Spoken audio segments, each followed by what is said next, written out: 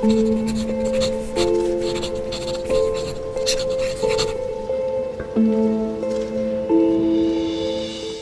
اللہ الرحمن الرحیم۔ السلام علیکم۔ مکتب غامدی کے ایک اور نشست میں خوش آمدید۔ ہم غامدی صاحب سے ان کے مذہبی افکار پر جو 23 اعتراضات بالعموم پیش کیے جاتے ہیں انہیں زیر بحث لا رہے ہیں۔ اس سلسلے کی یہ 12ویں نشست ہے اور پردے کا موضوع زیر بحث ہے۔ امید کرتے ہیں یہ موضوع شاید اس نشست میں سمٹ جائے۔ خاتمے کی طرف ہم جا رہے ہیں۔ غام صاحب بہت شکریہ آپ کے وقت کا۔ غام صاحب گزشتہ نشست میں سورہ نور پر آپ کا جو نقطہ نظر تھا، اس پر علماء کا جو استدلال تھا وہ آپ نے آپ کے سامنے رکھا۔ حفظ غض بصر پہ بھی ان کا استدلال آپ کے سامنے رکھا، اور پھر حفظ فروج پہ بھی، اور پھر اس کے بعد زینت کہتے کسے ہیں اور الا ما ظہر منہا سے کیا مراد ہے۔ بہت تفصیل سے آپ نے دونوں جانب کے استدلال کو واضح کیا تھا، اپنی رائے دی تھی اس پہ۔ سورہ نور کی ہدایات بیان کرتے ہوئے آپ نے ایک آخری چیز جو اس ضمن میں بیان کی تھی وہ یہ تھی کہ اللہ تعالیٰ نے عورتوں کے بارے میں الا ما ظہر منہا کے بعد دو سوالات، دو مقدر ایسے لوگوں کے ذہن میں اشکال جو پیدا ہو سکتے تھے، ان پر بھی رائے دے دی ہے کہ اگر آپ نے زینت کی ہوئی ہے تو پھر آپ نے جو سینہ ہے اس کو کور کرنا، وَلْيَضْرِبْنَ بِخُمُرِهِنَّ۔ اس سے ہمارے جو علماء ہیں وہ دوپٹے کے لزوم کا ایک حکم برآمد کرتے ہیں۔ آپ نے سر کی اوڑھنی کے بارے میں اپنا نقطہ نظر بیان کر دیا تھا بہت تفصیل سے۔ میں چاہتا ہوں کہ ان کا استدلال کیا ہے، اس آیت میں دوپٹے کو لازم کیسے کیا جاتا ہے، یہ آپ کے سامنے رکھوں، پھر آپ کی رائے رو۔ میرے سامنے اس وقت تفہیم القرآن ہی ہے، مولانا سید ابو الاعلیٰ صاحب مودودی علیہ رحمہ کی۔ وہ اس آیت کے وضاحت میں لکھتے ہیں کہ زمانہ جاہلیت میں عورتیں سروں پر ایک طرح کے کساوے سے باندھے رکھتی تھی، جن کی گرہ جوڑے کی طرح پیچھے چوٹی پر لگائی جاتی تھی۔ سامنے گریبان کا حصہ کھلا رہتا تھا جس سے گلا اور سینے کا بالائی حصہ صاف نمایاں ہوتا تھا۔ چھاتیوں پر قمیض کے سوا کوئی چیز نہ ہوتی تھی اور پیچھے 2-3 چوٹیاں لہراتی رہتی تھیں۔ تفسیر کشاف کا انہوں نے حوالہ دیا اور ابن کثیر کا بھی حوالہ دیا، یعنی اس حلیے کے مطابق۔ مولانا فرماتے ہیں کہ اس آیت کے نزول کے بعد مسلمان عورتوں میں دوپٹہ رائج کیا گیا، جس کا مقصد یہ تھا کہ آج کل کی صاحبزادیوں کی طرح بس اسے بل دے کر گلے کا ہار بنا لیا جائے، بلکہ یہ تھا کہ اسے اوڑھ کر سر، کمر اور سینہ سب اچھی طرح ڈھانک لیا جائے۔ اہل ایمان خواتین نے قرآن کا یہ حکم سنتے ہی فوراً جس طرح اس کی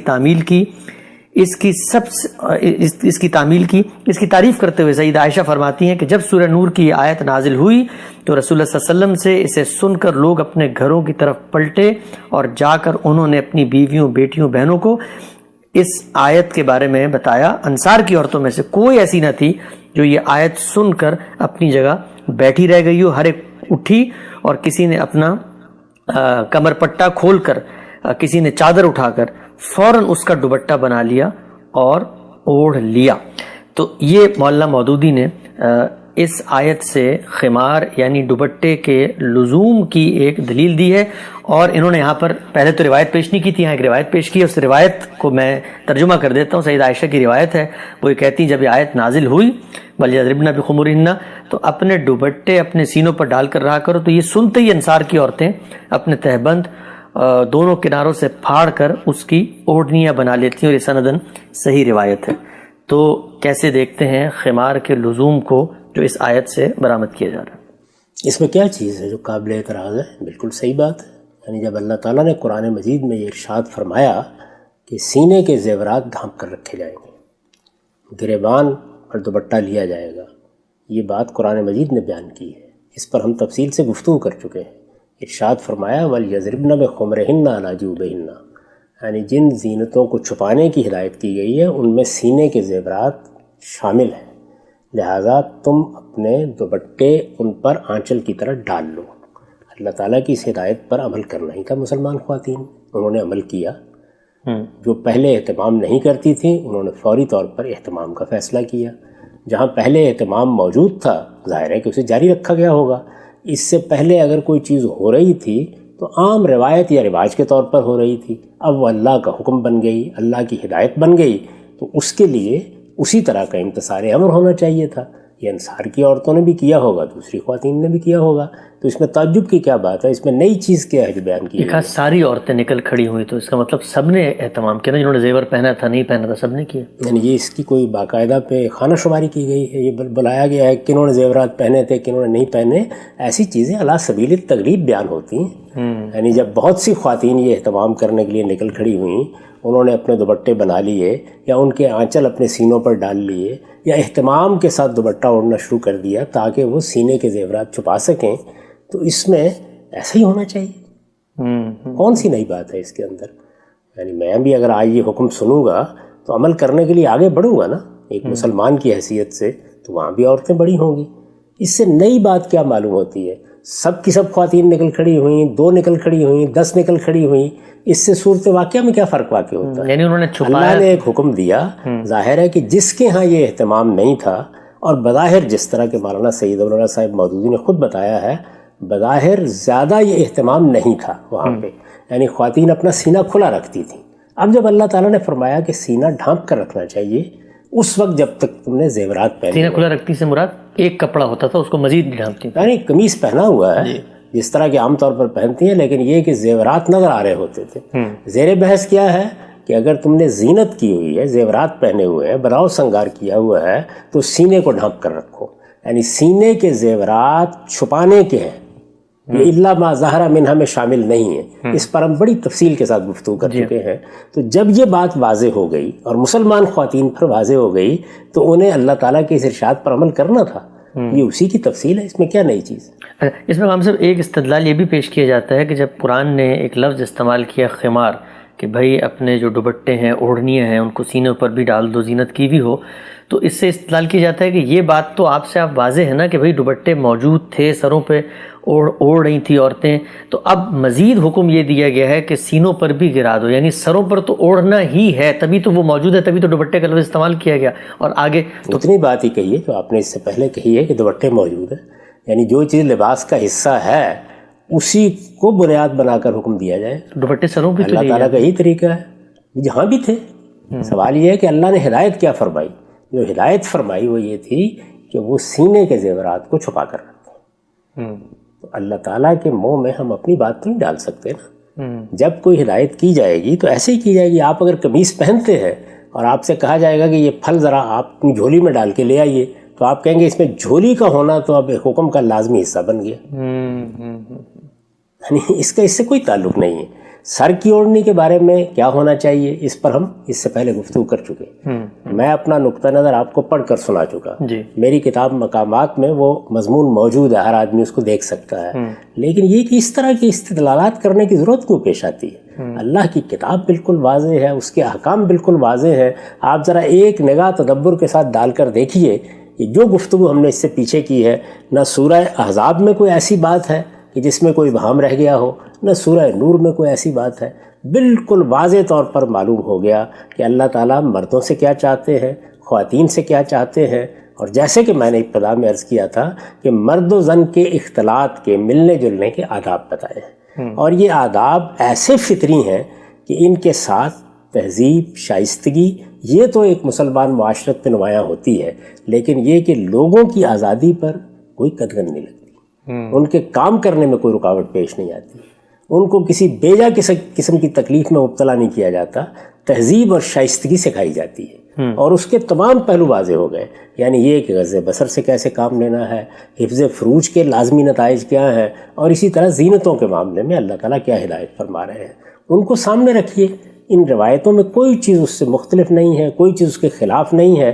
اگر یہ روایتیں صحیح ہیں تو بالکل ٹھیک اس مدعا کو بیان کر رہی ہیں جو مدعا اللہ تعالیٰ کا ہے۔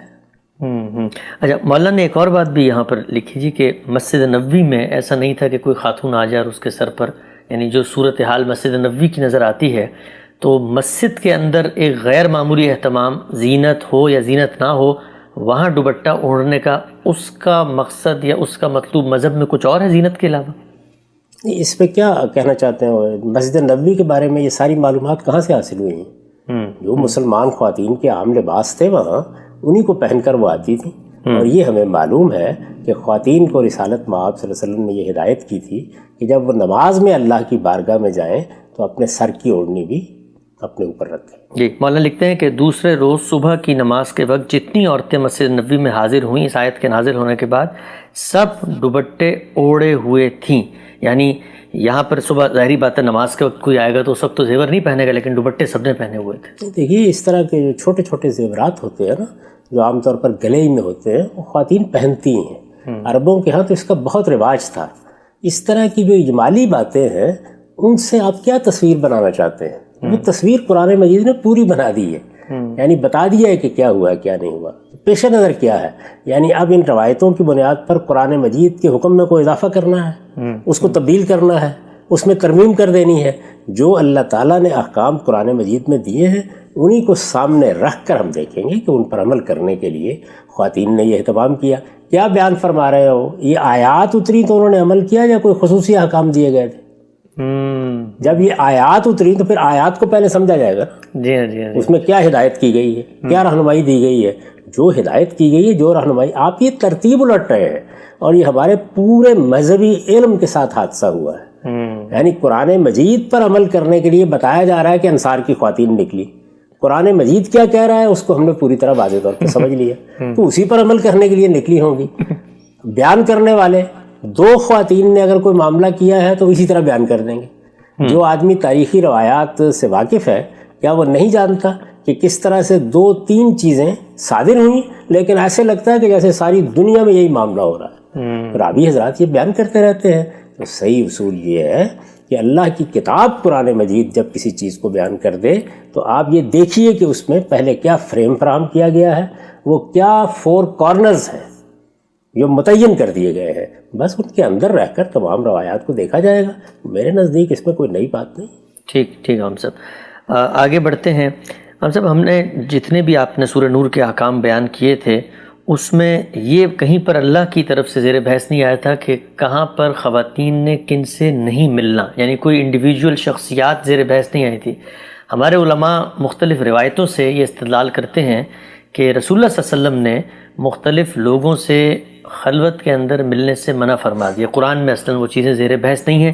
میں وہ روایتیں رکھ دیتا ہوں اور پھر میں آپ سے پوچھتا ہوں کہ سورہ نور کی جو آپ نے انٹرپریٹیشن کی تھی اس میں یہ تصور جو حدیث میں زیر بحث ہیں وہاں کیسے یہ منطبق ہوتے ہیں۔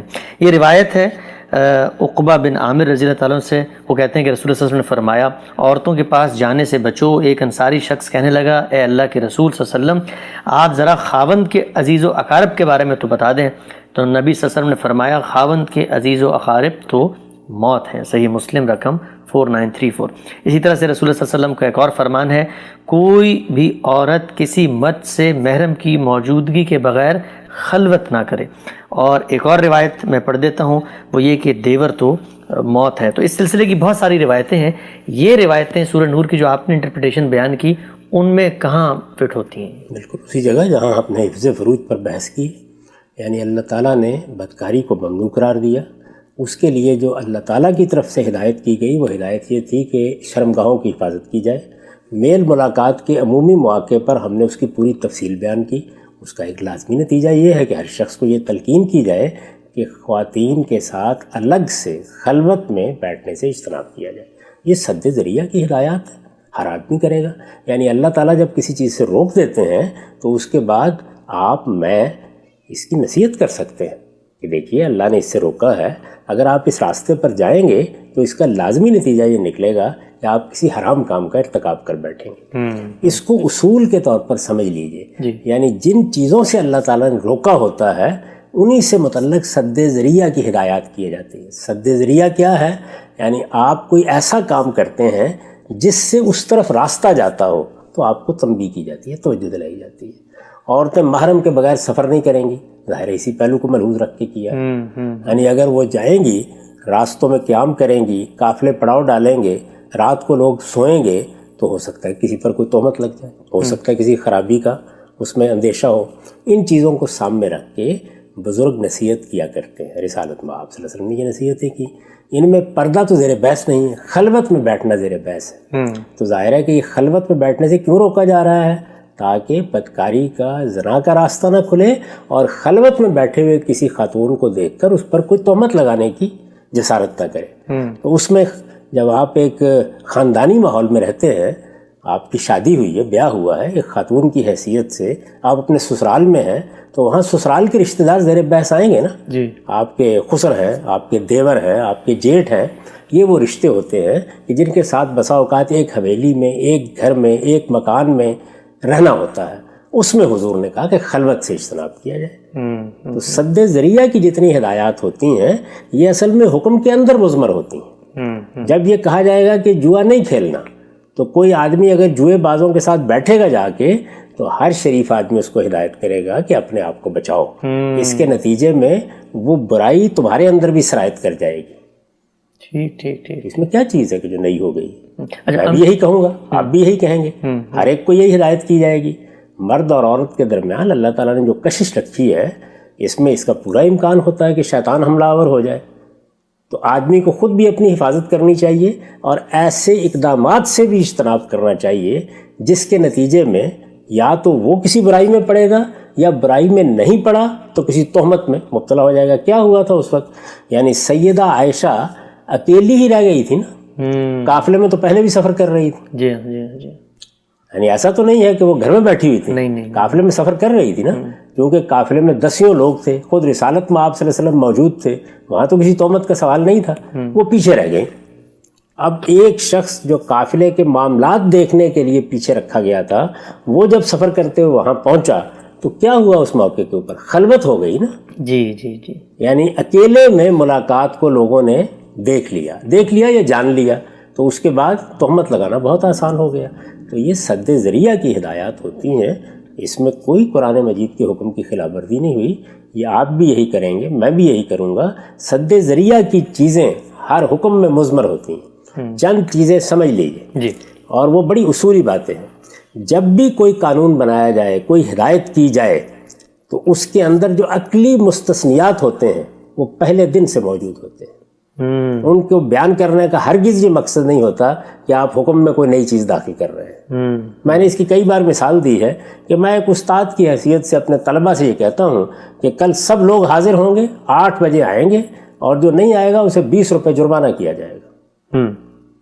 اس میں یہ پہلے دن سے جب میں نے یہ الفاظ بولے ہیں اس وقت سے یہ استثناء موجود ہے کہ اگر کوئی طالب علم بیمار پڑ گیا، اگر کسی طالب علم کا راستے میں حادثہ ہو گیا، اسے اٹھا کے اسپتال پہنچا دیا گیا، پھر اس کو بھی کیا 20 روپے جرمانہ ہوگا؟ نہیں. تو یہ عقلی مستثنیات ہوتے ہیں. یعنی جب ہم کوئی جملہ بولتے ہیں، کوئی حکم دیتے ہیں، کوئی ہدایت کرتے ہیں، تو وہ مستثنا چیزیں جو ہر آدمی سمجھ لیتا ہے وہ کلام کی پیدائش کے ساتھ ہی اس میں شامل ہو جاتی ہیں.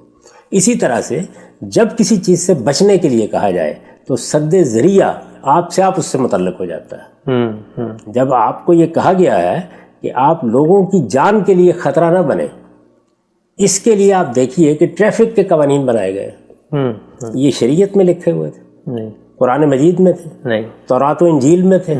کسی حدیث میں بیان ہوئے تھے؟ یہ سد ذریعہ کے قوانین ہیں. آپ ان کی پابندی کرتے ہیں نا، یہ ریاست کی طرف سے بنائے جاتے ہیں، ان پر جرمانے بھی ہوتے ہیں. اصول کیا ہے؟ اصول یہ ہے کہ چونکہ انسانی جان کو نئی ٹریفک سے خطرہ لاحق ہو سکتا ہے، تو آپ کو یہ بتایا گیا ہے کہ اس سے بچنے کے لیے آپ ایک لین کی پابندی کریں گے، آپ مڑتے وقت ان چیزوں کا خیال رکھیں گے، آپ ان اشاروں کو اپنے سامنے رکھیں گے. یہ سب چیزیں کیا ہیں؟ سد ذریعہ. یہی معاملہ دین میں بھی کیا جاتا ہے. اللہ تعالیٰ نے جوئے سے روک دیا، اللہ تعالیٰ نے شراب سے روک دیا. اب شراب سے روک دیا گیا ہے، ہم جانتے ہیں کہ اللہ تعالیٰ کے ہاں یہ ایک ممنوع چیز ہے جی. ہمارا کوئی بچہ، کوئی عزیز ان لوگوں کے پاس بیٹھنے لگ گیا ہے، شراب خانے چلا گیا، یا شراب خانے چلا گیا ہے، یا ان لوگوں کے پاس ہی بیٹھنے لگ گیا ہے، یا ہمیں پتہ چلتا ہے سگریٹ نہیں پیتا وہ، لیکن اس کے دوستوں میں بہت سے لوگ سگریٹ پیتے ہیں، تو آپ کیا کہتے ہیں؟ یہ کہ بیٹے وہاں بیٹھنے سے اجتناب کرو. تو جب اللہ تعالیٰ نے زنا کو ممنوع قرار دے دیا تو یہ چیز گویا اس ہدایت کا لازمی حصہ بن گئی کہ اب اس کے قریب جانے سے بھی روکا جائے گا. روکا جائے گا، کہیں وہ روکنا لازم ہوگا، کہیں اس میں سختی ہوگی، کہیں وہ محض ہدایت ہوگی، کہیں وہ ترغیب ہوگی. ہمارے ہاں تمام چیزوں کو ایک ہی چیز میں رکھ کے بیان کر دیا جاتا ہے. تو رسالت میں آپ صلی اللہ علیہ وسلم تھے، یہاں دیکھیے کیا ہوا ہے، آپ نے اپنے طور پر کوئی ہدایت نہیں کی، لوگوں نے کچھ سوالات پوچھے جی. ان کے بارے میں ایک بزرگ کی حیثیت سے، اللہ کے پیغمبر کی حیثیت سے آپ نے بڑی اعلیٰ ہدایات کی ہیں. یعنی یہ بتایا ہے کہ بھئی اگر زیوروں کے ساتھ اس طریقے سے خلوت ہوگی، اگر جیٹھوں کے ساتھ اس طریقے سے خلوت ہوگی، اگر سسرالی اعزاء کے ساتھ اس طریقے سے خلوت ہوگی، تو دونوں اندیشے موجود ہیں، یعنی خاتون اور مرد وہ کسی برائی میں پڑ جائیں یا کم سے کم تہمت کا ہدف تو لازماً بن جائیں گے، تو اس سے اجتناب کرنا چاہیے۔ یہ بڑی حکیمانہ بات ہے، اس میں کیا نئی بات ہو گئی؟ امام صاحب یہ فرمایا کہ دیور تو موت ہے، یہ تو بڑی سخت بات ہے نا، یعنی یہاں کوئی پریکاشنری میجر کے طور پہ باقی روایتوں میں ہے کہ بھئی نہ کرو، یہ نہ کرو، وہ نہ کرو، لیکن ایک سوال یہ پیدا ہوتا ہے کہ اتنی سخت بات کیوں فرمائی؟ دوسرا یہ کہ جو رشتوں کی پاکیزگی ہے، مثلا ایک دیور اس کو سنتا ہے، وہ کہے یار مجھے تو بھابھی کے بارے میں اتنا مطلب تصور نہیں بھی تھا، تو ذہن میں آ جاتا ہے کہ میں یہ ہوں، تو اتنی سخت بات کیا بتایا گیا ہے؟ یہ بتایا گیا کہ بات نہ کریں، کھانا نہ کھائیں بیٹھ کے، یہ تو نہیں کہا گیا خلوت نہ کریں۔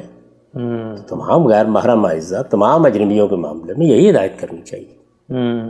آپ کی بچیاں پڑھنے کے لیے جاتی ہیں، خواتین اسپتالوں میں کام کرتی ہیں، سب کو یہی کہا جائے گا کہ اپنی عزت اور اپنے وقار کی حفاظت کے لیے خلوت میں بیٹھنے سے اجتناب کریں۔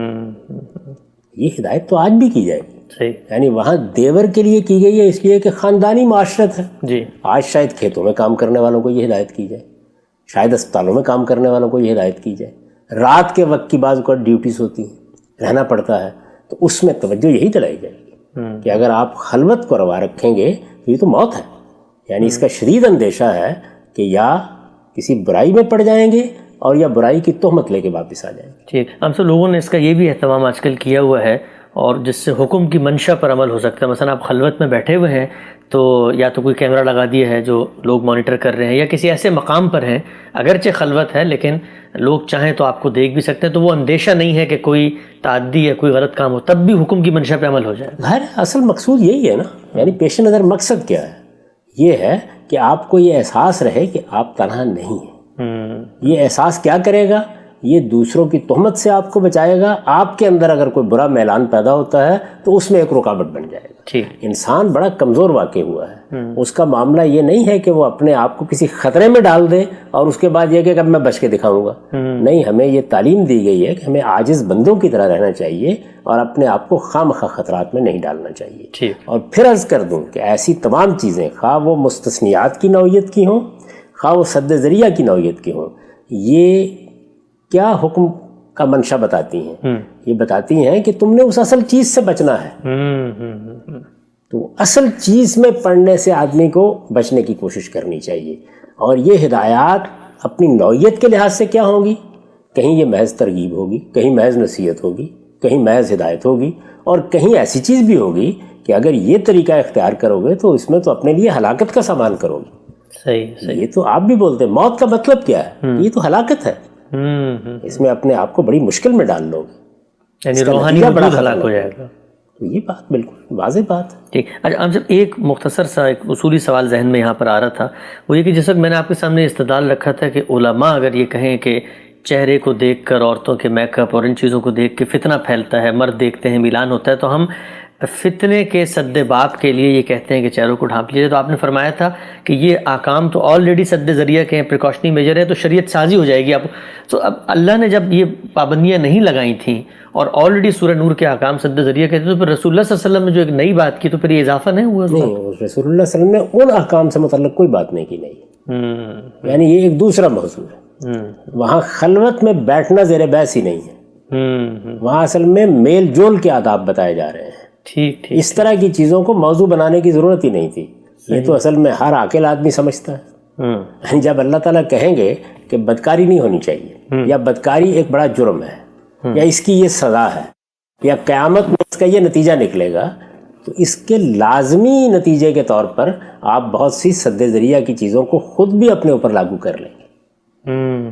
اگر یہ معلوم ہو کہ کسی معاشرے میں بدکاری کو ایک جرم سمجھا جاتا ہے، آپ کسی خاتون کے ساتھ اکیلے بیٹھے ہوں گے تو یہ ہو سکتا ہے کسی کی نگاہ پڑے تو آپ کی بدنامی کا موضوع بن جائے، تو اس سے عقلی طور پر سد ذریعہ خود وجود میں آ جائے گا۔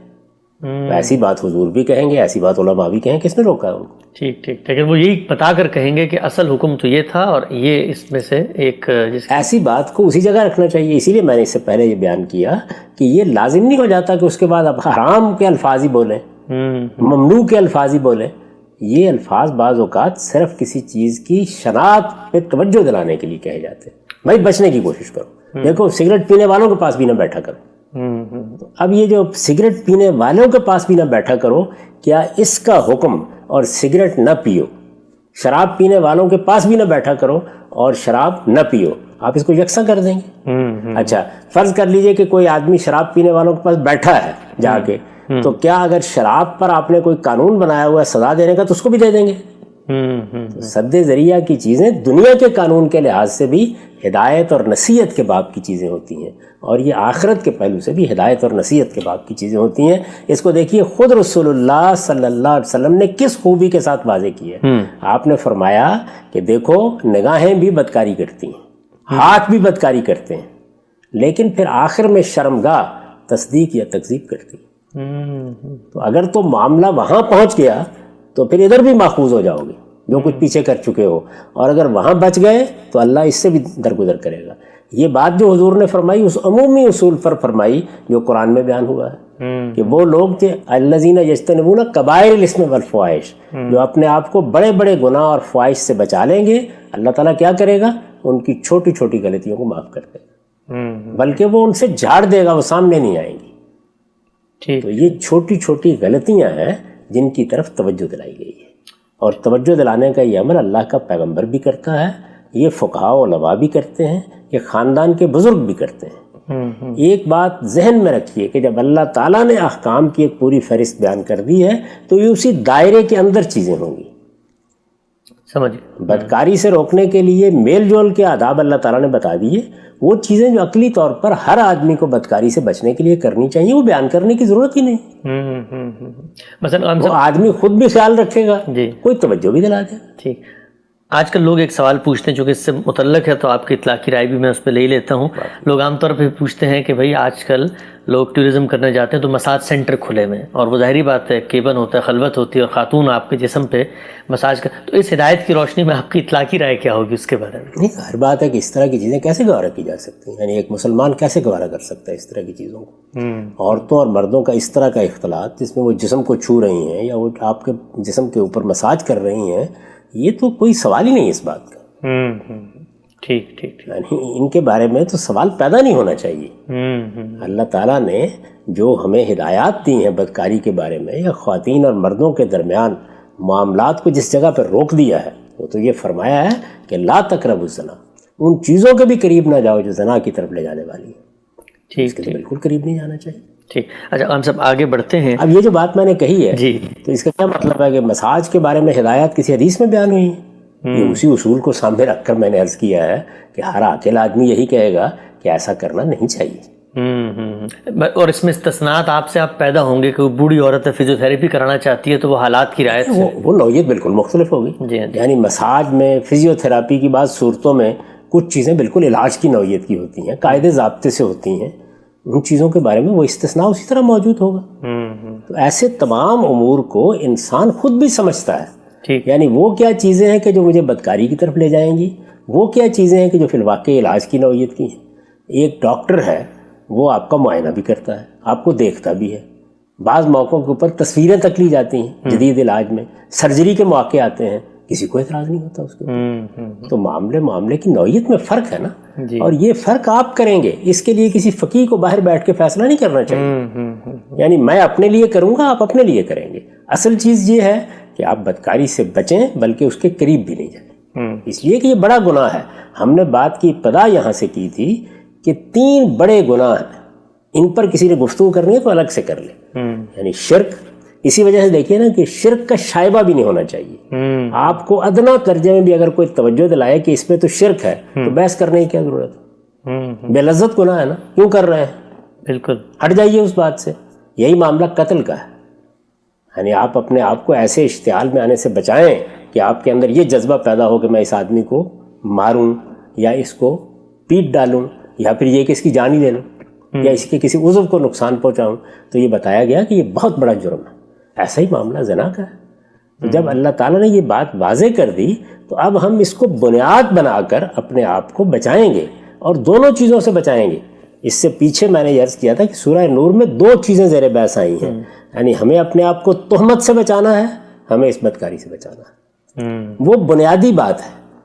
بچانے کے لیے مجھے کیا کرنا ہے، آپ کو کیا کرنا ہے، میں بھی جانتا ہوں، آپ بھی جانتے ہیں۔ اور جہاں پر استثناء پیدا ہوتا ہے اس استثناء کو بھی ہمارا ضمیر بتاتا ہے کہ یہ استثناء ہے یا ہم کوئی چور دروازہ کھول رہے ہیں. اس طرح کی چیزوں میں باہر بیٹھ کر قانون سازی کرنے کی ضرورت کیا ہے؟ یہ فیصلہ میں کروں گا، آپ کریں گے کہ یہ فلاں نوعیت کا مساج جو ہے یہ بالکل ٹھیک ہے، اس میں کوئی معنی نہیں ہے، اس کا ماحول ایسا ہے، اس میں کوئی خرابی پیدا ہونے کا اندیشہ نہیں ہے، اور فلاں نوعیت کا مساج ایسا ہے کہ جس میں اپنے آپ کو بھی خطرے میں ڈال رہا ہوں اور میں اپنی سیرت اور کردار کو بھی لوگوں کے لیے موضوع تہمت بنا رہا ہوں. یہ چیزیں انسان خود سمجھتا ہے. اچھا، کسی آدمی کے ہاں فرض کیجیے اس کا شعور نہیں ہے، آپ توجہ دلانا چاہتے ہیں دلا دیجیے، میں توجہ دلانا چاہتا ہوں دلا دیں گے. اس کے لیے کیا ریاست کی سطح پر کوئی قانون سازی کرنے کے لیے آپ کو جانا ہے؟ اصل بات کو سمجھ لیجئے کہ بدکاری ممنوع ہے، ایک بڑا جرم ہے، ہمیں اس سے بچنا ہے. لیکن اچھا، ہم سے جو آخری بات آپ نے فرمائی، ریاست اگر مثلا مسلمانوں کی حکومت ہے اور وہ یہ سمجھتے ہیں کہ مساج کے جو سینٹرز ہیں وہ اصل میں کعبہ گری کے اڈوں کو ایک کور فراہم کیا گیا، اور ہمارا عمومی رجحان بھی یہی ہمیں بتاتا ہے کہ عام طور پہ ایک کور سا فراہم کیا جاتا ہے کہ مساج سینٹرز بھی ہوتے ہیں اوریجنل، لیکن یہ کہ ان کے انڈر کور میں یہ کام، تو پھر سد ذریعہ کے اصول پہ کہ معاشرے میں سوسائٹی میں بدکاری نہ پھیلے، آپ جس طرح کوئی پروسٹیٹیوشن سینٹر کو بند کرتے ہیں تو پھر مساج سینٹر پہ پابندی لگ سکتی ہے. بالکل ایسے ہی ہوگا. دیکھیے بات یہ ہے کہ اگر یہ معلوم ہوتا ہے کہ کسی جگہ پہ شراب بنانے کا مواد تیار ہو رہا ہے تو اس کو بھی تو روکا جائے گا. مسلمان اگر بنا رہے ہیں پہلے اس بنیادی اصول کو سمجھ لیں کہ حکومت کب مداخلت کرتی ہے. جی وہ تو حکومت اس وقت مداخلت کرتی ہے جب حق تلفی کا کوئی معاملہ ہو یا جان مال آبرو کے خلاف زیادتی کا معاملہ ہو. اب یہ زنا یا بدکاری ہمارے دین میں شدید حق تلفی قرار دے دی گئی سوسائٹی کے لیے. یعنی جو اللہ تعالیٰ نے اسکیم بنائی ہے انسانوں کو پیدا کرنے کے لیے، اس کا ادارہ اس کے نتیجے میں خطرے میں آ جاتا ہے، جس کو آپ خاندان کا ادارہ کہتے ہیں. تو اس لیے یہ محض گناہ نہیں رہا، اس کو جرم بنا دیا گیا. جب کوئی چیز جرم بن جاتی ہے تو ریاست کی جوریسڈکشن میں آ جاتی ہے. اس جرم کو روکنا، اس کی طرف جانے والے راستوں کو بند کرنا. اگر کوئی اپنے منہ پر کپڑا ڈال کر نیچے کچھ اور کر رہا ہے اس کو بے نقاب کرنا، یہ ظاہر ہے ریاست کی ذمہ داری ہوتی ہے. اس میں بھی ریاست ہی کو فیصلہ کرنا ہوتا ہے. کچھ چیزوں صرف نظر کیا جاتا ہے، کچھ کو تبلیغ تلقین کا موضوع بنایا جاتا ہے، کچھ کے لیے تعلیم دینے کا اہتمام کیا جاتا ہے. ہمارے یہاں بھی دیکھیے نا کہ اصلاح کے لیے 2 ادارے بنائے گئے. یعنی ایک ادارہ وہ ہے جس کو آپ پولیس کا محکمہ کہتے ہیں. امر بالمعروف نہی عن المنکر کے تحت جب آپ کو قانون کی طاقت استعمال کرنی ہوتی ہے تو وہ ادارہ کام کرتا ہے. اور آپ کو جمعہ کا ممبر دیا گیا، حکمرانوں کے لیے خاص کیا گیا کہ وہ آئیں اور آ کر جو نصیحت تلقین کرنی ہے کریں. تو ہر جگہ آپ لٹ لے کے نہیں جاتے. کسی چیز کو آپ تبلیغ اور تعلیم کا موضوع بناتے ہیں، کسی چیز کو آپ قانون کا موضوع بناتے ہیں. یہ حالات کے لحاظ سے دیکھا جاتا ہے. البتہ جہاں اللہ تعالیٰ نے اس کو قانون کا موضوع بنا کے کوئی چیز طے کر دی ہے، جیسے بدکاری کی سزا مقرر کر دی، تو وہ ہم پابند ہو گئے ہیں کہ اگر کوئی مسلمان ارتکاب کرتا ہے اور وہ کسی رعایت کا مستحق نہیں رہتا اور تمام قانونی تقاضے پورے ہو جاتے ہیں تو وہ سزا اس کو دیں. ٹھیک. ہم سب اگلے نقطے پر آنے سے پہلے کہ رسول اللہ صلی اللہ علیہ وسلم کی ایک اور ہدایت اور تلقین، یہ جو ہدایت تھی جو علماء بیان کرتے ہیں، اس کو تو آپ نے پوری طرح سے نہ صرف یہ کہ تسلیم کیا بلکہ اس کی بنیاد پر آپ یہ فرماتے ہیں کہ کوئی فقیہ کوئی عالم مزید باتیں بھی کہہ سکتا ہے. اگلی ہدایت جو ہے وہ رسول اللہ صلی اللہ علیہ وسلم سے یہ منسوب ہے، علماء اس کو بیان کرتے ہیں. بلکہ حالیہ دنوں میں بڑی شدید ایک ڈیبیٹ بھی اٹھی، آپ کی ایک رائے پہ بحث بھی ہوئی کہ عورت سے کیا مصافحہ کیا جا سکتا ہے. میں چاہوں گا کہ میں وہ روایتیں آپ کے سامنے پڑھوں، لیکن اس موقع پہ مجھے یہ مناسب معلوم ہو رہا ہے کہ یہ سوال پہلے آپ کے سامنے رکھ دوں، چونکہ ریاست اور زنا اور یہ حساسیت اور مذہبی احکام کا جو مقصد ہے وہ زیر بحث آیا حفظ فروج کے ضمن میں. لوگ یہ کہتے ہیں کہ یہ پرابلم مسلمانوں ہی کیوں پیدا ہوتی ہے. مثلا آپ یہ کہتے ہیں یہ بھی چھپا دو وہ بھی چھپا دو، مغرب میں خواتین پھر رہی ہوتی ہیں بکنی پہن کے بھی اور ہلکے پھلکے سے کپڑے پہن کے، کوئی آنکھ اٹھا کے بھی نہیں دیکھتا. وہ پاکستان میں تو آپ مطلب یہ تو کرنے کے بعد برقعے بھی پہنا دیں تب بھی وہ تاڑے ہوتے ہیں. تو مسئلہ تو پھر مرد کی آنکھ میں ہوا نا، تو مغربی ماڈل کو کیوں نہ فالو کیا جائے؟ میں اس سے پہلے عرض کر چکا ہوں کہ اسلام کا ماڈل کیا ہے. یعنی ایک ہے مغربی ماڈل، ایک ہے مشرقی ماڈل. تو وہ مغربی اور مشرقی ماڈل کو تھوڑی دیر کے لیے بھول جائے. اسلام کا ماڈل ہم نے اچھی طرح موضوع بحث بنا کر سمجھ لیا. اب اسلام کے اس ماڈل میں کس چیز کو بنیادی حیثیت حاصل ہے، وہ یہ ہے کہ بدکاری کی ہم اجازت دینے کے لیے تیار نہیں. یعنی بدکاری کی اجازت نہ صرف یہ کہ مذہبی لحاظ سے نہیں دے سکتے، اللہ تعالیٰ نے اس کو ایک بڑا گناہ قرار دیا ہے، بلکہ اس سے آگے بڑھ کر اپنے ریاستی نظام میں بھی نہیں دے سکتے، کیونکہ وہ صرف گناہ نہیں جرم بھی بن گیا. یہ بنیادی بات واضح ہے. تو جو فضا آپ مغرب میں پیدا کرنا چاہتے ہیں یا دیکھ رہے ہیں، اس کے لیے ضروری ہے کہ بدکاری کے معاملے میں یہ رویہ ترک کر دیا جائے۔ اچھا یعنی وہ آدمی کیوں نگاہ اٹھا کے دیکھے گا جس کو اسی رات اسی طرح کی یا اس سے بھی بہتر کو میسر آ جائے گی۔ انسانی نفسیات اصل میں جس وقت آپ کوئی پابندی لگاتے ہیں اس وقت یہ تقاضا کرتی ہے کہ اس کی تہذیب کی جائے، اس کی ثقافت کو بہتر بنایا جائے، اس کے انداز کو بہتر بنایا جائے۔ تو مغربی ماڈل کے لیے وہ بنیادی ضرورت ہے، اور مشرقی ماڈل میں ہم نے اپنے تشددات داخل کر دیے ہیں۔ تو اللہ تعالیٰ کے بتائے ہوئے ماڈل پر رہیں، اس میں ظاہر بات ہے کہ وہ صورت بھی تو نہیں پیدا ہوگی، لیکن کچھ چیزوں کا لحاظ آپ کو اپنی ذاتی زندگی میں خود بھی کرنا ہوگا، اور کچھ چیزوں کے بارے میں ریاست بھی کوئی اقدام کرے گی، لیکن ریاست اسی وقت کرے گی جب کہ وہ چیز یا حق تلفی کا ذریعہ بن رہی ہو یا وہ جان مال آبرو کے خلاف زیادتی کا ذریعہ بن رہی ہو۔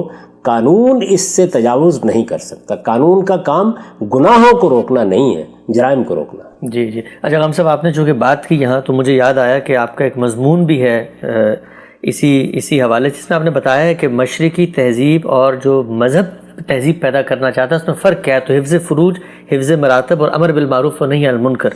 یہ میری کتاب مقامات میں وہ مضمون ہے، وہ لوگ دیکھ سکتے ہیں۔ اسلامی تہذیب کیا ہے؟ یعنی میں نے یہ بتایا کہ اسلامی تہذیب کی اساسات 3 ہیں۔ 3 باتیں ہمارے دین نے کہیں۔ ایک یہ کہ فروج کو محفوظ ہونا چاہیے، شرمگاہوں کو محفوظ ہونا چاہیے، بدکاری نہیں ہونی چاہیے، سوسائٹی کے نظم میں بدکاری کے راستے بند کیے جائیں گے، یہ ایک بنیادی بات۔ حفظ مراتب، یعنی سارے انسان خلقت کے لحاظ سے برابر ہیں، لیکن باپ اور بیٹے میں فرق ہے، ماں اور بیٹی میں فرق ہے، ماں اور بیٹے میں فرق ہے، استاد اور شاگرد میں فرق ہے، یعنی یہ فرق کے مراتب ملحوظ رکھا جائے گا، اور اس میں کچھ آداب ہوں گے، کچھ احترام کے تقاضے ہوں گے، کچھ چیزوں میں آپ اپنی آزادی نہیں برت سکیں گے۔ اسی طرح کا معاملہ امر بالمعروف نہی عن المنکر کا ہے، یعنی آپ سوسائٹی کے برے بھلے سے اپنے آپ کو الگ کر کے نہیں بیٹھ جائیں گے، بلکہ مسلمانوں کے معاشرے کے اندر اس روایت کو زندہ رکھیں گے کہ لوگوں کو بھلائی کی تلقین کی جائے اور برائیوں سے روکا جائے۔ یعنی جرم ہونے سے پہلے روکا جائے، جرم ہونے سے پہلے روکا جائے۔ سارے ہی معاشرے روکتے ہیں، یعنی آپ کے خیال کے مطابق امریکہ میں، برطانیہ میں لوگوں کو ملاوٹ سے نہیں روکا جاتا، چور بازاری سے نہیں روکا جاتا، ٹیکس چھپانے سے نہیں روکا جاتا۔ یہ اس کا تعلق اس سے ہے کہ آپ کس چیز کو جرم سمجھتے ہیں، تو روکیں گے نا اس بات کو۔ اس کے لیے سد ذریعہ کے قوانین بھی بنائے جاتے ہیں، میں نے ابھی ٹریفک کی مثال دی۔ تو یہ سب چیزیں ہم کریں گے، لیکن اتنی بات ملحوظ رہے کہ اس سے جو تہذیب وجود میں آئے گی وہ ہماری تہذیب ہے۔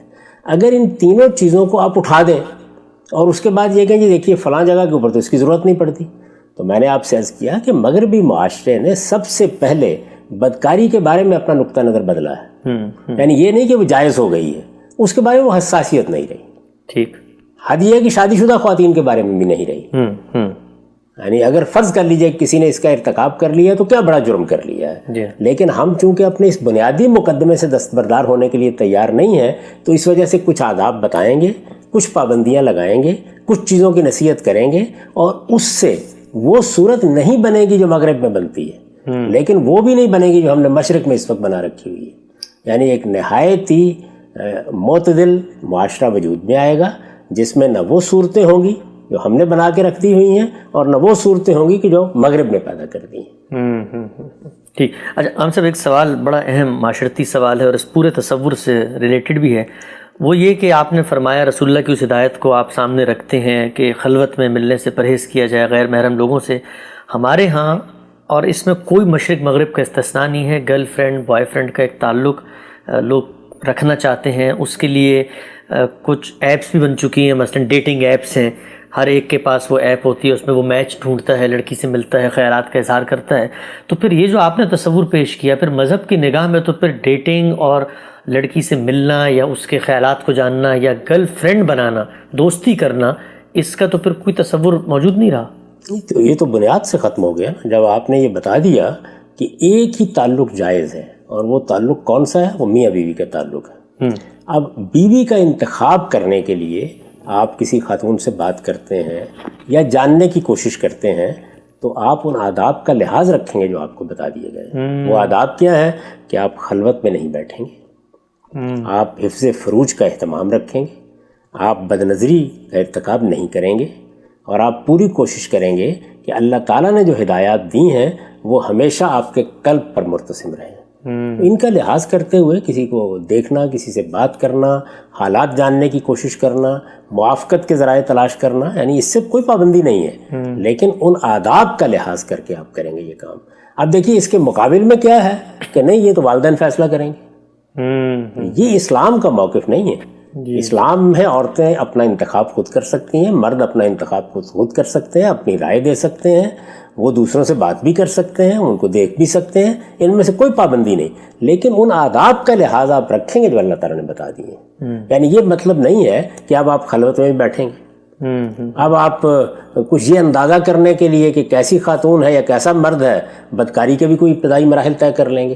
تو وہ چیزیں جو اللہ تعالیٰ نے ممنوع قرار دی ہیں وہ تو ممنوع رہیں گی، ان کے ادھر ادھر آپ کو رائے قائم کرنے، آپ کو ملنے، آپ کو بات کرنے، ہر ایک چیز کا حق حاصل ہے۔ لیکن گرل فرینڈ اور بوائے فرینڈ کا جو تصور بنا دیا گیا ہے وہ تو یہ نہیں ہے۔ اس کا مطلب تو یہ ہے کہ آپ اصل میں وہ سب کچھ کر ڈالتے ہیں جو میاں بیوی کیا کرتے ہیں، اس کے بعد اگر آپ کا اطمینان ہو گیا تو آپ نے شادی کر لی، ورنہ چھوڑ کے چلے جاتے ہیں۔ تو یہ تو وہی معاشرے گوارا کر سکتے ہیں یا وہی نقطہ ہے نظر گوارا کر سکتے ہیں جو یہ فیصلہ کر لیں پہلے کہ بدکاری کوئی عیب نہیں۔ تو میں نے آپ سے عرض کیا ہے کہ جس وقت یہ بتا دیا جائے گا کہ بدکاری یا میاں بیوی کے سوا کسی سے کوئی جنسی تعلق قائم کرنا یہ ممنوع ہے، یہ اللہ کے ہاں ایک بڑا گناہ ہے، ایک بڑا جرم ہے، تو بعض پابندیاں مجھ سے پوچھے بغیر آپ لگا لیں گے اپنے اوپر۔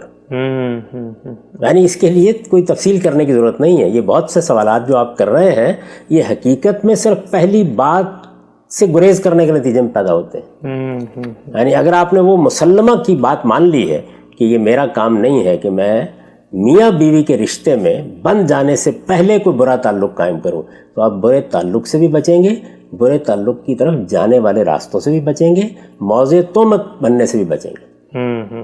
کیسے بچیں گے یہ فیصلہ آپ کو کرنا ہے، یعنی معاشرے کو کچھ نہیں کرنا اس میں، یہ آپ ہیں جس کو نگران ہونا چاہیے۔ لیکن اگر آپ یہ کہتے ہیں کہ نہیں اس میں کیا حرج کی بات ہے، اس میں نہیں حرج کی بات، تو پھر بوائے فرینڈ کا نام دے لیں، گرل فرینڈ کا نام لے لیں، اس سے بھی کوئی اچھا نام اختیار کر لیں۔ آپ نے اصل میں اس بنیادی بات کو ماننے سے انکار کر دیا ہے کہ بدکاری ایک بری چیز ہے اور عورتوں کی، مردوں کی عزت کو محفوظ ہونا چاہیے شادی سے پہلے۔ ٹھیک، ہم سب یہ تو بڑا ایکسٹریم صورت ہے جو یہاں ہمیں نظر آ جاتی ہے، بلکہ اب تو ہر جگہ ہی نظر آ جاتی ہے۔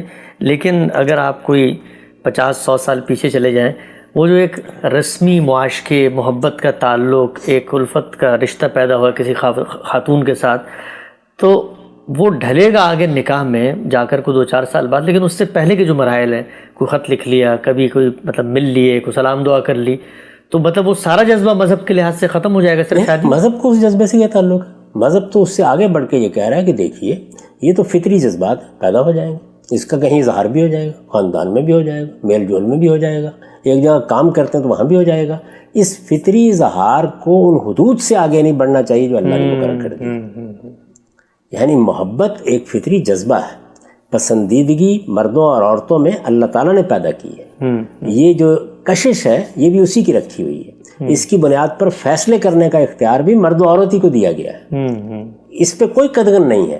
اصل میں جو بات میں عرض کر رہا ہوں وہ یہ ہے کہ جس چیز سے آپ کو روکا گیا ہے اس کی طرف بڑھنے والے راستے بند کر دیجیے۔ ٹھیک ٹھیک ٹھیک۔ اور یہ آپ کو بند کرنے ہیں، یعنی یہاں کوئی ریاست نہیں مداخلت کرے گی۔ ریاست کی مداخلت تو اس وقت شروع ہوتی ہے جب بدکاری کا ارتکاب ہو جاتا ہے، ورنہ نصیحت ہی کی جائے گی، توجہ ہی دلائی جائے گی۔ ماں باپ بھی یہی کرتے ہیں، اعزاء اقربا بھی یہی کرتے ہیں، ممبر پر کھڑا ہوا عالم بھی یہی کرتا ہے، حکمران کھڑا ہوگا تو وہ بھی یہی کرے گا۔ نصیحت، تلقین کس چیز کی؟ کہ آپ نے بدکاری کی طرف نہیں جانا۔ ٹھیک۔ اس سے پہلے جو کچھ ہے، یعنی اس سے پہلے جذبات پیدا ہو گئے، پسندیدگی کا اظہار کر دیا، ماں باپ سے کہہ دیا، خود خاتون سے کہہ دیا، خاتون نے مرد سے کہہ دیا، عربوں کی روایات میں یہ عام چیزیں ہیں۔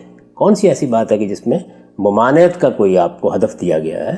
اصل چیز یہ ہے کہ کہیں بدکاری کی طرف بڑھنے والا کوئی کام نہ کر بیٹھیے گا۔ ہم سے یہی شدت ہے جو دونوں طرف پیدا ہوتی ہے، وہ جو قرآن نے کہا ہے رسول اللہ صلی اللہ علیہ وسلم کو وَلَوْ أَعْجَبَكَ حُسْنُهُنَّ، وہ بھی یہی فطری بات کا بیان ہے کہ رسول کو بھی یہ ہو سکتا ہے۔ کسی انسان کو آپ روک ہی نہیں سکتے۔ یعنی یہ ایسے ہی ہے کہ آپ مجھے کہیں کہ میں باہر نکلتا ہوں تو فطرت کے حسن کو دیکھنے کے بعد آنکھیں بند کر لوں۔ اس آیت کا ترجمہ بھی کر دیجیے گا کہ کیا کہا رسول اللہ صلی اللہ علیہ وسلم کو؟ یعنی جب آپ پر پابندی لگا دی گئی کہ آپ اس دائرے سے باہر شادی نہیں کر سکتے، آپ اپنی ازواج کو طلاق نہیں دے سکتے، یہ پابندیاں ہم پر نہیں تھیں، جی یہ رسالت مآب صلی اللہ علیہ وسلم پر ایک خاص مرحلے تک پہنچنے کے بعد لگا دی گئیں۔ ٹھیک، تو اس میں یہ کہا گیا کہ وَلَوْ أَعْجَبَكَ حُسْنُهُنَّ، اگرچہ کسی عورت کا حسن آپ کو کتنا ہی پرکشش کیوں نہ لگے، تو ظاہر ہے کہ پرکشش لگ جانا، کسی عورت کا پسند آ جانا، اس کو کیسے روکا جا سکتا ہے؟ یعنی یہ تو وہ باتیں ہیں کہ جس کو اگر آپ روکیں گے تو پھر آپ انسان کی جگہ کو روبوٹ بنا کے لائیں۔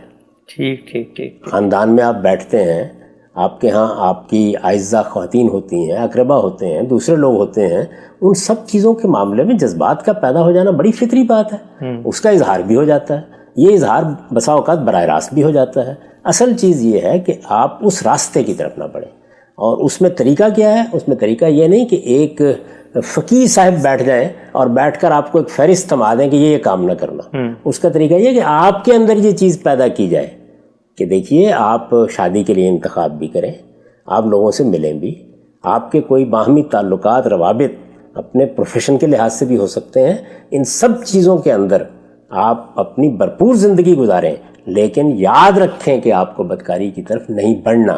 صرف یہ نہیں کہ بدکاری نہیں کرنی، بدکاری کی طرف نہیں بڑھنا۔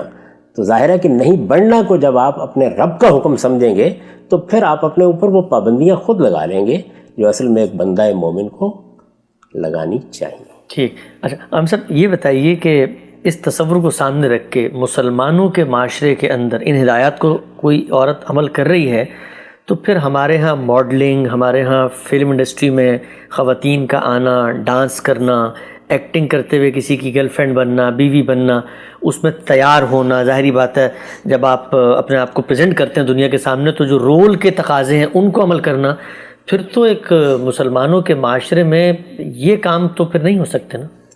یہ آپ نے اس دور میں دیکھا ہے، اس 21ویں صدی میں ملیشیا میں ہم رہے ہیں جی، وہاں یہ سارے کام خواتین کرتی ہیں اور ان تمام آداب کا لحاظ کر رکھ کے کرتی ہیں۔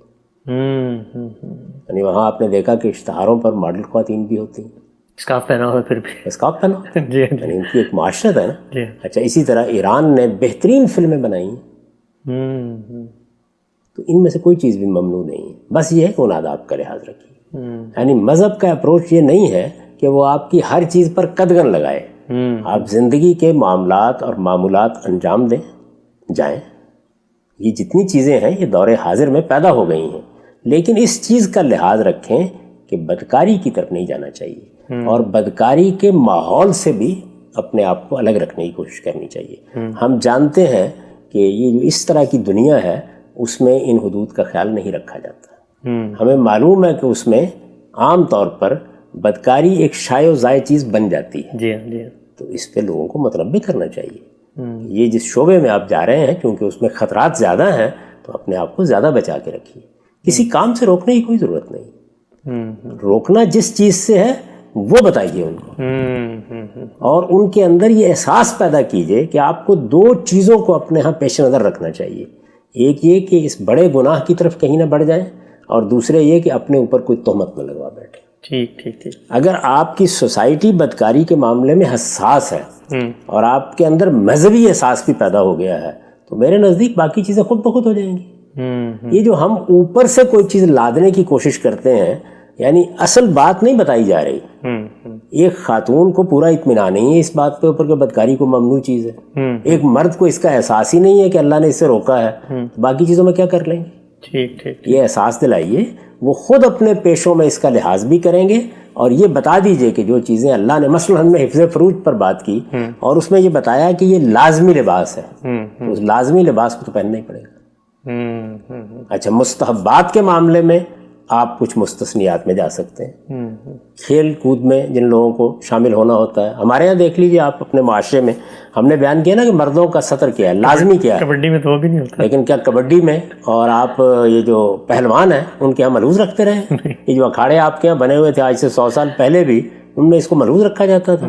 تو ایسی مستثنیات پیدا ہو جاتی ہیں، ان میں صرف توجہ دلاتے رہنا چاہیے۔ جی ہم صاحب بڑی اچھی آپ نے مثال دی ملیشیا کی، اور ہمارے عام طور پہ کہا جاتا ہے کچھ کاموں کا ایسا تقاضا ہے کہ آپ لباس پہ کمپرومائز، مثلا سوئمنگ ہے تو ہم نے دیکھا کہ ملیشیا ہی نے دنیا میں آگے بڑھ کر برکنی جو ہے اس کو ایجاد کیا کہ آپ سوئمنگ میں بھی سر کو کور کر کے بنیادی اعضاء کو ڈھانپ سکتے ہیں۔ تو یہ ایک مسلمان معاشرت کو اگر اصل حکم کو سامنے رکھیں تو کوئی نہ کوئی رستے نکل آئیں گے۔ اصل چیز یہ ہے کہ آپ اس کے لیے قانون سازی ایک فقیہ کو بٹھا کر نہ کروائیں، بلکہ علماء کو اس بات کی تربیت دیں کہ وہ لوگوں کو ان مقاصد پر قائل کریں۔ یعنی دین میں جس چیز سے روکا گیا ہے جی وہ چیز راسخ ہونی چاہیے، اس کا شعور پیدا ہونا چاہیے، وہ شعور پیدا ہو جائے گا، باقی چیزیں آپ سے آپ ہوتی ہیں۔ یعنی میں بہت سے کام ہیں جن کو بالکل جائز سمجھتا ہوں جی لیکن نہیں کر پاتا۔ اس کی وجہ یہ ہے کہ میرے معمولات اور ہیں، میری ترجیحات اور ہیں۔ تو انسان جس وقت اپنے اہداف متعین کر لیتا ہے تو وہ اتنا نااہل نہیں ہے۔ عورتیں مرد وہ سمجھتے ہیں کہ فلاں کام اگر فی الواقع اللہ کو ناپسند ہے تو ہمیں اس کے راستے بند کرنے ہیں۔ یہ راستے کیسے بند کرنے ہیں اس کا فیصلہ میں آپ سے عرض کروں کہ میں اور آپ باہر بیٹھ کے نہیں کرتے، یہ خود انسان کا ضمیر کرتا ہے۔ ٹھیک، اور اسی چیز کی تربیت کرنی چاہیے۔ آپ یہ کر دیں، اس کے بعد ہر جگہ خوردہ گیری کرنے کی ضرورت نہیں ہے۔ ٹھیک، لوگ اداکاری بھی کریں گے، لوگ گانے بھی گائیں گے، لوگ اور اس طرح کے معاملات بھی کریں گے، وہ خود اندازہ کر لیں گے کہ ہم کدھر جا رہے ہیں۔ جب وہ محسوس کریں کہ ہم کسی برے راستے کی طرف جا رہے ہیں تو اپنے آپ کو بچانے کی کوشش کریں۔ ہمارے ہاں بدکاری برا راستہ ہے، یہ بات ذہن نشین کرانے کی ضرورت ہے۔ اور جو آداب اللہ تعالیٰ نے بیان کر دیے ہیں ان آداب کی خلاف ورزی کسی مسلمان مرد یا عورت کو نہیں کرنی چاہیے۔ ہمیں صرف دو باتیں کہنی ہیں، وہی جو سورہ نور جہاں سے شروع ہوئی کہ بدکاری اور بدکاری کی تہمت سے بچو، یہ بنیادی بات۔ اس کے لیے اللہ کے بتائے ہوئے آداب یہ ہیں، ان کا لحاظ کرو۔ ٹھیک۔ اس کے بعد کیا کرنا ہے، یہ میرے نزدیک یہ حدود سے تجاوز ہے، علماء کی طرف سے بھی، فقہاء کی طرف سے بھی، دانشوروں کی طرف سے بھی۔ باقی معاملات کو لوگوں پر چھوڑ دیں۔ ٹھیک۔ ہم سب آخری دو سوالات ہیں مختصر، پھر امید ہے کہ یہ پردے کا موضوع شاید آج مکمل ہو جائے۔ ایک بات آپ کے توجہ دلانے سے ذہن میں آئی، ہمارے ہاں آج کل ایک بڑا مشہور سیریز ہے، ترکیوں نے بنائی ہے، ترکوں نے بنائی ہے، ارطغرل کے نام سے۔ تو اس میں انہوں نے ڈرامے کے اندر وہ تمام پہلو ملحوظ رکھے، کیونکہ سچویشن کا تقاضا ایسا ہے، ایک بڑے خلیفہ کی بیگم ہے، لیکن جب اس خاتون نے اپنی عملی زندگی میں کوئی انحراف کیا تو انہی لوگوں نے، پبلک نے، جو مسلمان تھے، ان میں شعور تھا، اس کو توجہ دلائی کہ ہم تمہیں اسی لباس میں دیکھنا چاہتے ہیں۔ تو یہ بھی ایک طرح کی ایک مثال بنتی ہے۔ دیکھیے ہر معاشرے کے اندر ایک رد عمل بھی ہوتا ہے، یعنی آپ ایک عالم کی حیثیت سے، ایک دانشور کی حیثیت سے، صحافی کی حیثیت سے، سیاستدان کی حیثیت سے، ایسے ہی اداکار کی حیثیت سے جب معاشرے کے سامنے آئیں گے تو معاشرہ اپنے احساسات کا اظہار کرے گا۔ یہ چیزیں بھی ہماری اصلاح کا ذریعہ بنتی ہیں اور کبھی تکلیف دہ بھی ہو جاتی ہیں، ان کے اندر سے لوگ راستہ نکالتے ہیں۔ لیکن جس وقت ہم دین پر گفتگو کر رہے ہوں تو ہمیں ترتیب ملحوظ رکھنی چاہیے، یعنی جزیات میں جا کے ہر چیز پر حرمت کا فتویٰ لگانا نہیں چاہیے۔ جن چیزوں کو اللہ نے حرام کیا ہے، اللہ کے پیغمبر نے، وہ بتا دینی چاہیے۔ یہ اہداف ہیں کہ ان چیزوں کو ہمیں حاصل کرنا ہے ہر حال میں۔ جن چیزوں میں سد ذریعہ کے طور پر اللہ تعالیٰ نے آداب بتا دیے یا کوئی چیز مستثنا کر دی، اس کو واضح کر دینا چاہیے۔ اس کے بعد لوگوں پر چھوڑ دینا چاہیے کہ وہ اپنے فیصلے خود کریں۔ ٹھیک۔ اس میں انحرافات بھی ہوں گے، اس میں بہت سے لوگ ایسے بھی ہوں گے کہ جو احتیاط میں حد سے بڑھ جائیں گے، بس ان کو توجہ دلاتے رہنا چاہیے۔ صحیح۔ اچھا، ہم سب آخری دو سوالات پہ انشاءاللہ خاتمہ کی طرف بڑھتے ہیں۔ اطلاقی سوال ہے، ہمارے ہاں اب بالوں پہ بھی تزئین کی جاتی ہے، تاج پہنا جاتا ہے، کوئی اس کو خاص گھنٹوں، بلکہ چہرے سے زیادہ بالوں پہ محنت ہوتی ہے۔ تو ایک مسلمان خاتون غیر محرم کے سامنے بالوں پہ تزئین کی ہوئی ہو تو ہاتھ پیر چہرے کے استثناء میں چہرے کے متصل بال بھی شامل ہیں یا بال اس کو ڈھانپنے چاہیے؟ میرا رجحان تو وہی ہے، اس لیے میں نے اس کو بیان کر دیا ہے کہ اگر تزئین کی ہوئی ہے، دیکھیے بال فطری طور پر میں بھی درست کرتا ہوں، آپ بھی درست کرتے ہیں، خواتین بھی کرتی ہیں۔ بالوں کا درست کرنا یہ اور چیز ہے، اور کوئی زیور ان کے اوپر پہننا، کوئی پھول لگانا یا اس طریقے سے کوئی تزئین کرنا وہ بالکل اور چیز ہے۔ تو تزئین کے بارے میں ہم نے یہ بتا دیا کہ ہاتھ پاؤں چہرے کے سوا باقی جسم کے اعضاء کو ڈھانپ کر رکھنا چاہیے۔ یہ بات قرآن مجید نے بیان کر دی ہے۔ اگر تزئین نہیں کی ہوئی تو میں اس سے پہلے واضح کر چکا کہ پھر اوپر کی دونوں باتیں ہیں، یعنی غض بصر سے کام لیں، حفظ فروج سے کام۔ ٹھیک۔ یہ زینت کے بعد سے متعلق احکام ہیں جن پر ہم نے آخر میں سورہ نور کو سمجھتے ہوئے گفتگو کی تھی۔ تو میرے نزدیک یہی ہے، تاہم اس پہ کوئی شخص بحث بھی کر سکتا ہے۔ اور یہ بات بھی سمجھ لیجئے کہ جس وقت اللہ تعالیٰ کے حکم کو عمومی طور پر سمجھ لیا جاتا ہے تو اس میں بعض ایسی جگہیں بھی ہوتی ہیں جن میں کچھ تھوڑی بہت بحث کی گنجائش ہو جاتی ہے۔ کوئی حرج کی بات نہیں، اس میں جس کا جو رجحان بن جائے اس کو اختیار کر لیں۔ ٹھیک۔ اس میں مجھے کیا حق ہے کہ میں اپنا رجحان آپ پر لازماً ٹھونس دوں؟ یا آپ یہ بتائیں کہ کون سا ہیئر اسٹائل اس کو کور ہونا چاہیے، کون سا نہیں ہونا؟ یہ میرا کام نہیں ہے۔ ہمیں یہ چیز یعنی مسلمان عورتوں کے اندر، مسلمان مردوں کے اندر اپنے دین سے محبت پیدا کرنی چاہیے، اس کے بعد اللہ کے احکام بتا دینے چاہیے. باقی چیزیں جو ہیں ان پر کوئی حکم خود لگانے کی بجائے ان کے اندر یہ جذبہ پیدا کرنا چاہیے کہ وہ حکم کی روح کو سامنے رکھ کر خود اپنی تہذیب کریں، خود اپنا تزکیہ کریں، خود اپنے آپ کو بہتری کی طرف لے جائیں، اور اس میں یہ خردہ گیری کا طریقہ ترک کر دینا چاہیے. ٹھیک ہے، ہم سب آخری سوال کی طرف بڑھتے ہیں. ہم سب علماء کا یہ آپ کے ایک اطلاقی نقطہ نظر پہ اعتراض سامنے آیا کہ دین کے اس مجموعی فریم کو سامنے رکھ کے رسول اللہ صلی اللہ علیہ وسلم کا جو اسوہ ہے، آپ نے جس چیز پر ہمیشہ عمل کیا، اس معاملے میں آپ نے ایک مختلف رائے دی ہے. وہ یہ کہتے ہیں کہ رسول اللہ نے کبھی کسی عورت سے ہاتھ نہیں ملایا. میں کچھ روایتیں مختصراً پیش کر دیتا ہوں. صحیح مسلم 1866 نمبر روایت ہے، رسول اللہ صلی اللہ علیہ وسلم کے ہاتھ نے کبھی بھی کسی عورت کے ہاتھ کو چھوا تک نہیں، اور رسول اللہ صلی اللہ علیہ وسلم جب ان سے عہد لیتے تو وہ بھی پردے کے پیچھے سے بیعت لے لیتے تھے ان سے. اسی طرح یہ امیمہ کی ایک روایت ہے، وہ کہتے ہیں کہ رسول اللہ صلی اللہ علیہ وسلم کو میں نے کبھی نہیں دیکھا کہ انہوں نے مصافحہ کیا ہو. اور اسی طرح رسول اللہ صلی اللہ علیہ وسلم کا اپنا یہ قول ہے کہ انا لا اصافح النساء. تو سوال یہ ہے علماء کا کہ آپ سے جب پوچھا گیا کہ کیا رسمی مصافحہ کیا جا سکتا ہے تو آپ نے کہا کہ ہاں کیا جا سکتا ہے. تو جو مذہب کا پورا مزاج، رسول اللہ کا پورا اسوہ، اس سب کے برخلاف اس معاملے میں کیوں رائے؟ کیا تعبیر ہے؟ مذہب کا پورا مزاج وہ کہاں سے معلوم ہوگا؟ یعنی رسالت میں آپ صلی اللہ علیہ وسلم نے لوگوں کو تلقین فرمائی کہ مصافحہ نہ کیا کرو؟ نہیں ملی آپ کو روایت اس طرح کی؟ نہیں، تلقین تو نہیں، خود کہا میں نہیں کرتا. تو خود جب نہیں کیا تو پھر تو اس سے بڑی تلقین کیا ہوگی؟ نہیں، جب رسالت میں آپ صلی اللہ علیہ وسلم اپنے بارے میں کوئی بات کہیں گے، مثال کے طور پر آپ مجھ سے پوچھیں اور میں یہ کہوں کہ دیکھیے میں اس طرح کی شاعری نہیں سنتا، تو اس سے آپ ساری دنیا کے لیے ممانعت اخذ کر لیں گے. دیکھا جائے گا کہ آپ نے اگر اپنے بارے میں کوئی بات کہی ہے تو کیا کسی اصول کو بیان کیا ہے، کسی قاعدے کو بیان کیا ہے، یا اپنی کسی مشکل کو واضح فرمایا ہے. ہم دیکھ چکے کہ آپ کی ازواج مطہرات کے لیے خصوصی احکام وہ ہماری مائیں قرار دے دی گئیں، ان کے ساتھ نکاح ممنوع کر دیا گیا. آپ کے لیے خصوصی احکام، یہ خواتین ہیں، ان سے آپ نکاح کریں، ان سے نکاح کر لینے کے بعد انہیں طلاق بھی نہیں دے سکتے، ان کی جگہ دوسری خواتین بھی نہیں لا سکتے. تو یہ دیکھیے کہ رسالت میں آپ صلی اللہ علیہ وسلم نے رسمی مصافحے سے کہیں نہیں روکا، یعنی پورا ذخیرہ دین کا اس سے خالی ہے. اب میں پھر واضح کر دوں، جس وقت آپ کسی برے خیال کے مطابق کسی عورت کی طرف نگاہ اٹھاتے ہیں، اس سے قرآن روک چکا. یعنی ہاتھ لگانا تو بہت بڑی بات ہے، وہ تو بیٹھنے سے بھی کبھی منع کر دیا ہم نے. یہ سمجھ لیجئے اس بات کو بڑی اچھی طرح.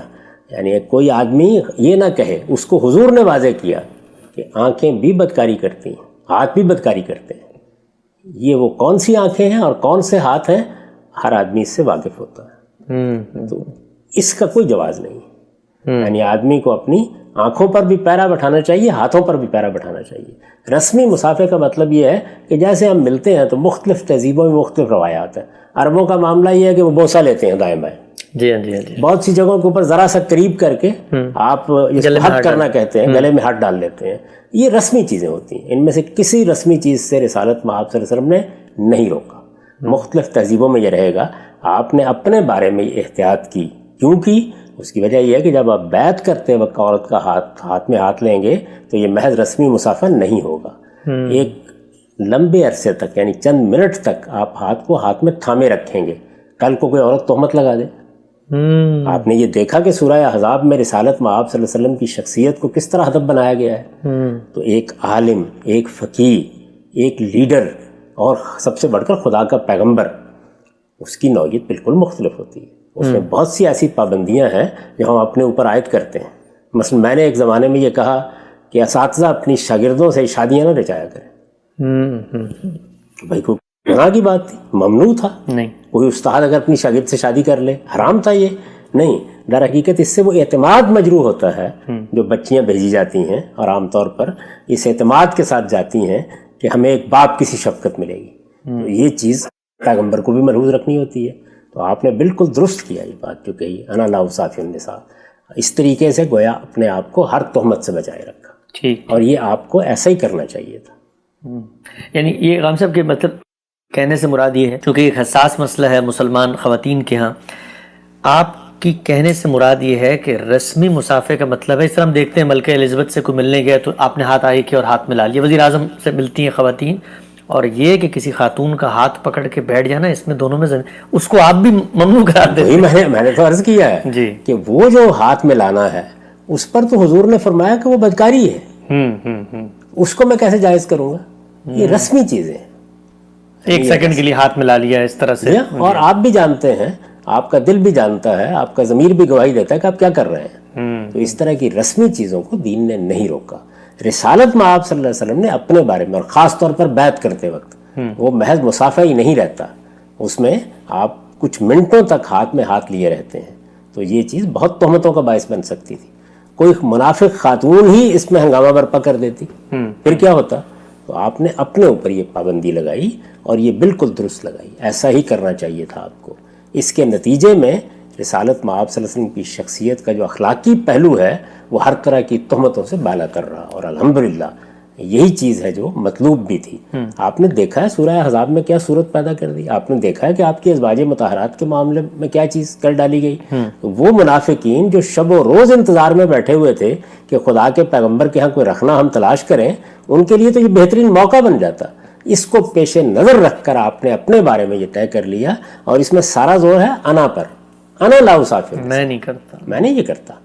اگر آپ نے روکنا ہوتا تو آپ سب کو کہتے کہ لا تسافر النساء، عورتوں سے مسافہ نہ کیا کرو۔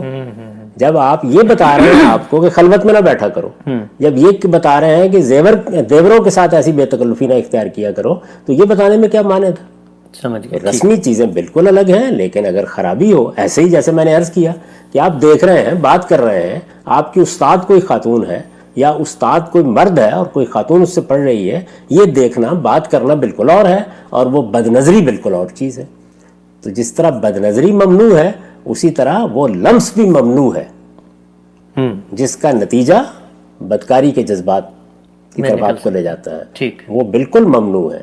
یہ رسمی چیزیں ہیں، اور میرے نزدیک اس سے بالکل نہیں روکا گیا، دین کا پورا ذخیرہ اس سے خالی ہے۔ ایک ضمنی چیز کی وضاحت کر دیجیے گا ہم صاحب، جب مسلمان خاتون مغربی ممالک میں آتی ہے، کوئی کلیگ ہے اس کا، یہ کوئی جاننے والا ہے، اس طریقے سے ہاتھ ملانا تو سمجھ میں آتا ہے رسمی، لیکن یہ جو گلے ملنا ہے یا سہمی طور پہ حق کرنا ہے یا گلے میں ہاتھ ڈالنا ہے، اس میں تو یہ رکاوٹ ہے نا کہ چونکہ شرمگاہ کو چھپانا بھی ہے، اس کو کسی سے ٹچ بھی نہ ہو، تو اس میں تو ایک طریقے سے اتصال ہو رہا ہوتا ہے، جب آپ کسی سے گلے ملتے ہیں تو اس سے تو ہم روکیں گے نا۔ دیکھیے، جو آپ کے ہاں اچھی روایات ہیں ان کو آپ قائم رکھیں، لیکن اگر فرض کر لیجئے کسی جگہ آپ گئے ہیں، آپ کے مخاطب کو یہ پتہ نہیں ہے، ایک رسمی سا معاملہ ہو گیا ہے، تو بدتمیزی بھی نہیں کرنی چاہیے۔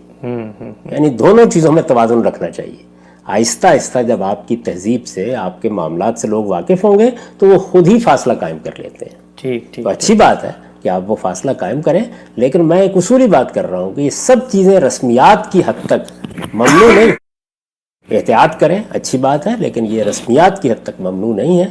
جب ان میں برے راستے کی طرف قدم بڑھتا ہے تو پھر آپ اللہ کے سامنے بھی جواب دہ ہیں، اور پھر آپ کو بہرحال یہ دیکھنا بھی چاہیے کہ آپ کہیں ماخوذ نہ ہوں۔ ٹھیک ہے ہم صاحب، ہم نے گزشتہ 10 نشستوں میں پردے کے متعلق جو آپ کے مذہبی افکار پہ تنقید کی جاتی ہے اس کو آپ کے سامنے رکھا، بہت تفصیل سے، کم و بیش 10 گھنٹے میں آپ نے اپنا نقطہ نظر، علماء کا جو اس پر مخالف استدلال ہے، اس استدلال کے جواب میں جو ان کا استدلال ہے، مختلف فقہی سوالات، رسول اللہ صلی اللہ علیہ وسلم کے عہد کا کیا معاملہ تھا، تاریخی ذخیرہ، ان تمام چیزوں کو دیکھا۔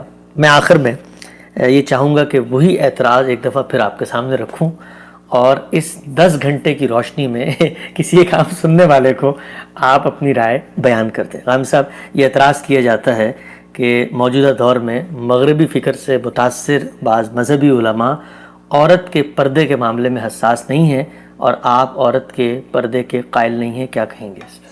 جیسے جواب میں یہ کہوں گا کہ موجودہ دور میں بہت سے قدامت پرست لوگ جو اپنی روایات کے اسیر ہیں، وہ اللہ کی کتاب کو بھی کھلی آنکھوں سے پڑھنے کے لیے تیار نہیں ہیں۔